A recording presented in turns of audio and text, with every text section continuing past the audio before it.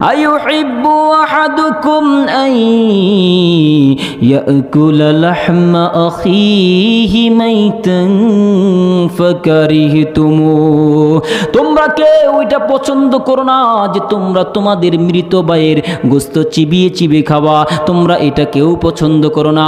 অতএব তোমরা কেউ পাপের মধ্যে লিপ্ত হও না, কেউ পাপের মধ্যে লিপ্ত হও না, গীবত করিও না, শিকায়ত করিও না।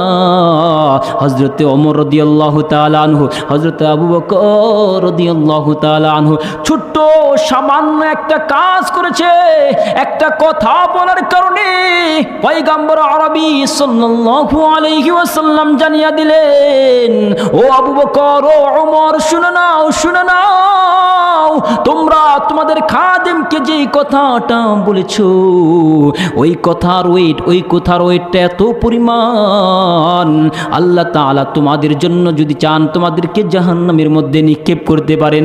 তোমরা যে অপরাধ করেছো, তোমাদের মুখের মধ্যে তাকায় দেখো, মৃত ভাইয়ের গোশত লিখেছি, ওই খাদেম যদি তোমাদের কথা শুনতে পেত তাহলে কি পরিমাণ কষ্ট পেত।